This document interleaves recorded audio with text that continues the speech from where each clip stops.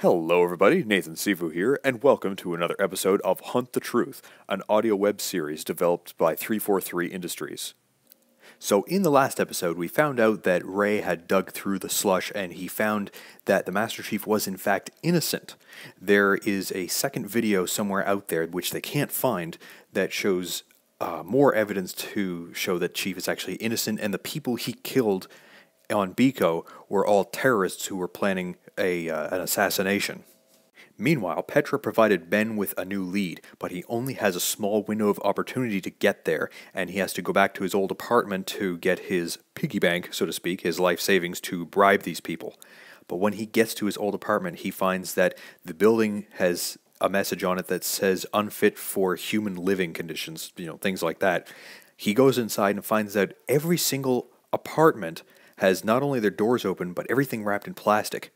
Everything except his apartment. When he goes inside, everything is gone. Light fixtures, cabinetry, pipes. There is absolutely nothing left of his old life. By the way, in the last episode, I said that I thought that this episode was the final one. I was wrong. Episode 12 will be the finale. This has mostly been confirmed. This will be just before E3. So without further ado, sit back, relax, and enjoy Hunt the Truth, Episode 11. Down to the Bone. I was running out of time to catch the freighter to Bliss and follow up on Petra's lead. But I wasn't going to the outskirts. I wasn't going to take down ONI. I was going to sit here, in between the floor joists of my old bedroom, and let all those loose bits of silica glass poke through my clothes and scratch up my skin. At this point, I didn't care. The room I used to sleep in didn't even have a floor anymore. The night was pouring in over my shoulders, and no matter how hard I tried to disappear into my hoodie, the temperature just kept dropping. I never should have come here. They'd evacuated my neighbors, taken all my things, my stash of money, torn everything down to the bone. And they hadn't even left me a hint that I'd ever existed in the first place. ONI could erase anything they wanted to. Hunt the truth. I just sat there. It was quiet. When I got a call.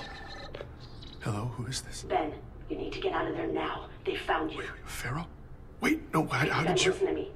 I told you I'd protect you. Now go before it's too late. Protect me? I don't even know who you are. How can I even trust I'm not going anywhere. Damn it, Ben. Have a pity party later. You need to get out of there now. It was already too late. Okay, Ben, listen to me. Ben. Oh, damn it. I could hear them out there through the giant hole where my windows used to be. Oh, no. I needed to hide. Stay quiet. If they were using biometrics, I needed to slow my heart down too. But I was terrified. And then I froze. ONI was here. And everything became instinct. I flew out of my apartment into the hall. A door. Any door. I picked one, but the plastic sheeting. I stepped too loud. So I retreated and slipped through a door across the hall. Soft feet this time. Moving as fast as I could toward a back bedroom, avoiding the wrinkles on the floor, navigating the silhouettes of draped furniture. Trying to be silent. I curled up beneath a bedroom window and listened. That was my door opening. They were in my apartment. Had I left any evidence? I needed to relax. I breathed and waited. They would systematically scan the building until they found me. And then they were going to stuff me in a bag. I closed my eyes, tried to disappear. The sounds had gotten faint. This was my chance. I could make it to the stairwell, but I had to go now. I went, and 3 strides into the living room, I could hear them coming around. I dropped down out of sight behind a couch. They were right outside. I waited. It was quiet. And then they struck. No. The agents began to overpower me. They were about to put me down when... The agents crumpled to the floor. They were dead. What happened? I tried to clear my eyes so I could see when suddenly I heard one of the agents still alive. And then he wasn't. I saw the shooter emerging from the shadows, snatching up the ONI compads and stepping right up to me. Do you trust me now? Yes, what? Yeah. More agents will be here in 2 minutes. You can wait here to die, or you can get your ass out that window right now. I did what she said. Okay. I just met Pharaoh. I'm Benjamin Giroux. And this is Hunt the Truth.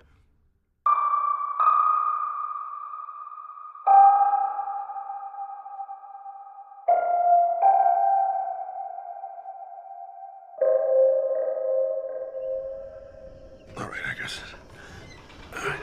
Pharaoh led the way along the ledge to the fire escape. I was trying not to look down. We jumped the last several feet, and I immediately ran across the street to take cover. Pharaoh, where are we going? Stop talking. I did as she said, trying not to think. She moved quickly, staying in the shadows. I tried to step where she stepped, but it was hard to keep up. I was almost out of breath by the time she finally ducked into a drainage canal and stopped. I was trying to digest what had just happened. Were those agents I don't have time to talk. I only came here to make sure you stay a free man, so I need you to listen carefully. If they haven't already, Moni's definitely greenlit you now. You need to get off-world. Agents are probably searching the neighborhood as we speak, and they won't stop until you're neutralized. Oh, God. Listen to me. We will protect you. Okay. But we're mobilizing in the outer colonies right now. Major pieces are in motion, so everything's on lockdown. You'll have to make it on your own for at least a few more days. We'll give you the resources you need to lay low. She handed me a compad. This is completely untraceable, so use it for whatever you need. It gives you access to a secure account, too. You'll have more than enough credits. What, really? Seriously? Ever since ONI froze my accounts, I hadn't even been able to buy a cup of coffee. And now Pharaoh was giving me a trapdoor out of financial ruin. She'd already saved my life. And now this. This is great. I can't thank you enough. You can access our network of safe houses on there. The protocol's blocked right now, but when the lockdown ends, it'll automatically prompt you. I'll make sure they know to take care of you. Wait. Won't you be there? The move we're planning is dangerous. I'm about to go dark. And this time, it might be permanent. What? Wait, no, what? Why are you taking this much risk? There's no time. The window's closing, and the chief is still taking the fall. Your story exposed Oni. The Beagle leaks cut him deep. We had those bastards bleeding. But when the senators didn't bite on our hack, Oni had a chance to recover, so we are going all in while they're still vulnerable. That's why we're on lockdown. The mission's desperate at best, but there's no silver bullet here. No, there has to be. It's okay, Ben. I'm not afraid to die. What we're doing is so much bigger than me. And I know there will always be people to continue the fight. People like you. ONI was coming after me with everything they had. Pharaoh had saved my life, and now she was prepared to lay down her own. I couldn't lay low. I knew what I had to do. Wait.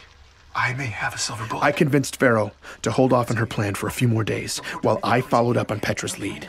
I knew whatever I did, with whatever I found there, would have to be big. But if it took making a major impact to keep another one of my friends from dying in the fray. I thanked Pharaoh again. Thank you. Told her I'd see her soon, and we parted ways. I stayed in the shadows and moved quickly across town to the freighter, headed for Bliss. Only stopping once at an old military surplus along the way. I stocked up there, then caught my ride out to deep space. When I arrived, I headed straight for the Office of Mineral Rights. On the ride up, the freighter captain had seemed far more interested in bribery than my aspiring prospector backstory. I was hoping the claims coordinator would be equally pragmatic. Mr. Jarrett, an entrepreneur diversifying into silicates does not usually hop on a deep space freighter to walk the glass troughs. I like your gumption, but I'd love to show you some of these projected yields. Actually, I already have a plot in mind. After negotiating transport up here, I understood better what the industry considered acceptable compensation. And with all the haggard men outside holding gold-plated compads, I figured the man who issued the permits would have me plundering Pharaoh's account. So, 75,000 credits later, I had access, nav, and full gear. He seemed alarmed, though, when I refused an escort. That's 4 clicks from here. And beyond that periphery, it's a hard slog through raw glass. Some of those formations will stab through bone. I just signed the waivers. To his credit, he offered me some parting advice. Free of charge. The wind really kicks up out there, and the particulate's been extremely rough. We've had to close the shutters twice in the past week. So, if you hear that alarm, you get to cover, okay? Otherwise, it'll tear your skin off. Thanks. Appreciate it. On the outskirts of the settlement, the horizon seemed to be all quarries. When I reached the periphery, though, open pit operations stopped abruptly, and I saw the real glassed planet. A daunting, chaotic sea of shapes and textures. Black, brittle swelling and troughing without end, scattered with the skeletons of melted buildings. The terrain was brutal, repeatedly slowing my trek to a crawl, picking through fields of jutting glass. The climate was killing me too. Constant thirst, despite constant water breaks. My skin felt like it was cracking beneath my soot-caked gear. And after choking on a mouthful of dust, I'd been breathing on the respirator for the past hour. Occasional desert plants pushed through the cracks, bright blue or blood red. But aside from the crows stalking the settlement's landfill, that was the only non-human life I'd seen. It was all that fine ash. 32 years later, still suspended in the atmosphere, it precluded thriving life, as it painted the surreal sky above, constantly shifting with erratic winds, gorgeous streaks to diseased palls. I had been making relatively good time when a cloud of dense ash suddenly descended. I stopped. I was totally blind. I didn't want to take a step. A lethal fall seemed far too possible. I checked the nav. Only 1,200 feet to go. I was debating whether or not to wait out the fog when it suddenly lifted. It was beautiful for a moment. When a low, rising growl snapped me out of that reverie. The storm siren. I pulled up the nav and started moving as fast as I could. Sudden pockets of cold, hot, then cold again. The wind whipping sharply back and forth, bits of sand spraying against me. But I didn't see anything. Behind me, everything was calm. In front, the sky above the mountains were perfectly clear. Where was the storm? I looked down at the nav. Oh, only a few hundred feet to go. Ahead, I saw the ruins of a huge complex. I'd be there in no time. But then I realized it.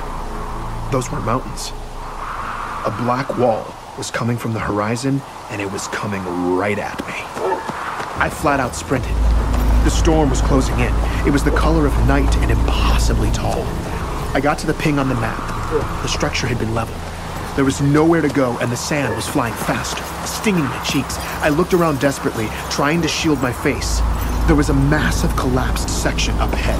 I scurried over, bits of glass starting to spray against the debris, like tinkling wind chimes. The glass was stinging through my clothes. I half climbed, half slid down the waves that oozed and sloped to the pit, slicing my leg on the way down. The sound was deafening. I had to get in now. I started tugging at a split in the collapsed floor.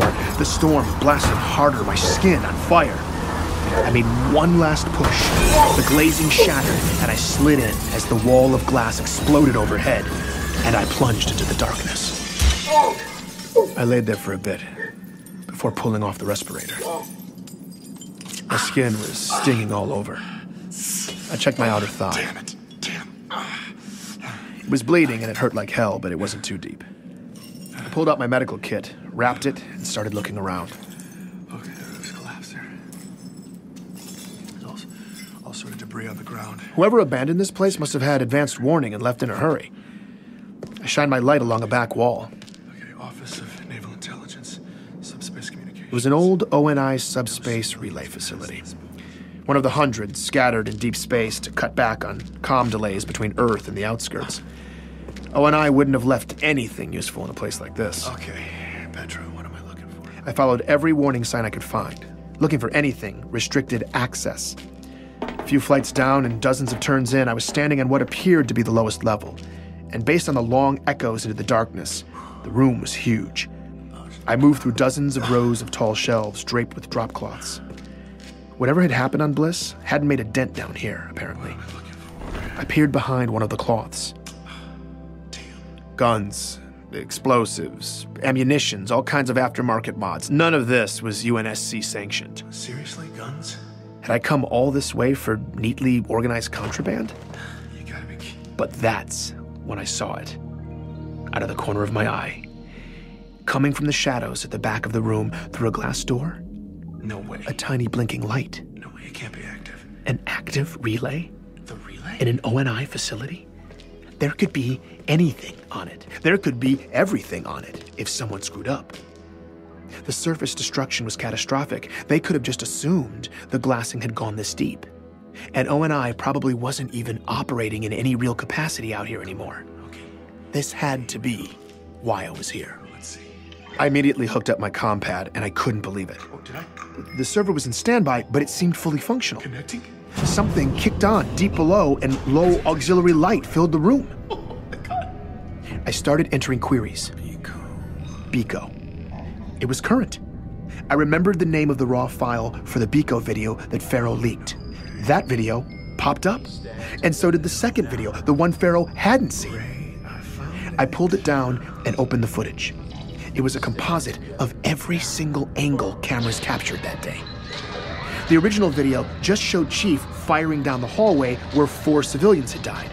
But I didn't see civilians in that hallway. I saw 2 janitors with a rocket launcher. I saw 2 couriers with frags, and none of them had a chance before Chief dropped them. Shot for shot, bullet for bullet, I watched him take out the terrorists, firing his handgun exactly 12 times, hitting only assassins every time. I saw the bodyguard and 4 embassy guards firing at Sakibo himself. And the best part was, the coroner's reports backed up all of it. Ray's scavenger was dead on. It was indisputable. Chief killed the bad guys. Bad guys killed the innocents. I found Sakibo's original request for security and the UEG's immediate automatic rejection. I can't believe it. I had everything I needed to clear the chief. We got him. But there was so much more to implicate ONI. I got an awful idea, and I knew exactly what to search next. Benjamin Giroux. As the results popped up, a chill went down my spine. Psychological profiles on me. Conversations between Sully and his bosses. Bullet point lists of my pressure points and relationships. This was making me nauseated. I downloaded the files, but I couldn't read it. Oh, no way. I scrolled through my interviewees. Gabriela Dvorak's real military jacket, 2524, she was on Dwarka. She'd never set foot on the planet where she supposedly liberated a young John. The war camp survivor Thomas Wu, the man who also lied about there being camps on John's planet, ONI chose the carrot over the stick with him. They promised to fund more memorials and awareness campaigns for survivors of the insurrectionist camps that Thomas and countless others endured. I found the actors, too. Walker, I see you, bastard. Paul Gustafson, a.k.a. Jacob Walker, was in there. His acting resume, personality notes, agreements to surrender existing work and retire. And then I found Dion, or Simon Kensington. There was even video of him rehearsing, tweaking his Dion delivery, responding to whatever prompts his ONI handler was giving. As I listened to him discuss my emotional vulnerabilities, my nausea turned to rage. Bastards. But when it came to the story I'd never wanted to hear, Anthony's story of the Spartan program, I realized I was still scared to see hard evidence to prove the rumors. But I went for it. I quickly found myself looking at highly classified assignments pushed to ONI scouts in 2516. Queries and requisitions from planet after planet, weighted toward the outer colonies. And then the qualifications for the Spartan 2 program. A list of physical and mental criteria, genetic compatibility with a slate of augmentation procedures, and optimal age. 6 years or younger. I did one last search. John 117. There he was, on a list in 2517. I began to follow his name on a trail of documents that continued past the day his parents thought they'd buried him. The progress reports, written by scientists, language you'd use to describe an expensive technological prototype. But they were talking about a child. They had done that to a hero. To my hero. And countless other children. I was just digging in when... What the hell is that? corrupted files started hitting my compad. I immediately disconnected from the server and checked the files. They were fine. Oh, thank God. Then, it just shut down. Wait, no. Oh, no. I was terrified. Had I gone over Petra's 72-hour window?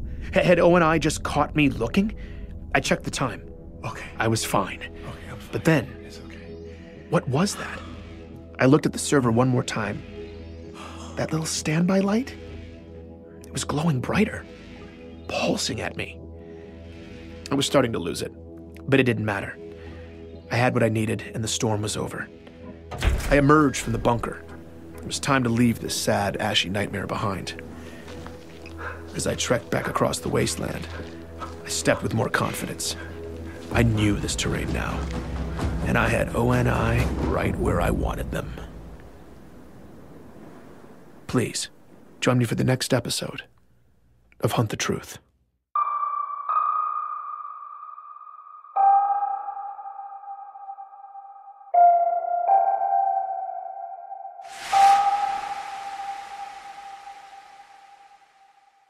Jeez, I thought Ben was going to get caught at the very end there, but man, it sounds like he's got everything he needs to just bury Oni.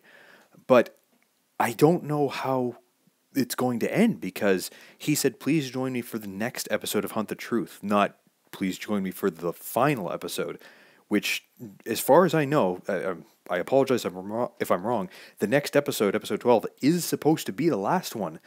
So I don't know. Maybe this ends badly for Ben. I mean, that's all I can assume, because it looks like in Halo 5, everybody still thinks the Chief is a traitor, so it sounds like maybe his evidence doesn't get out for one reason or another. We'll find out in the very last episode next week before E3. But that is it for today's episode. If you liked this video, then comment, subscribe, like, and of course share this video on your favorite social network. If you'd like to check out some of my other videos, I have everything organized into playlists on my channel where you can see all my Let's Play videos. Go ahead and check those out. I will see you in the next game. Some more random ones.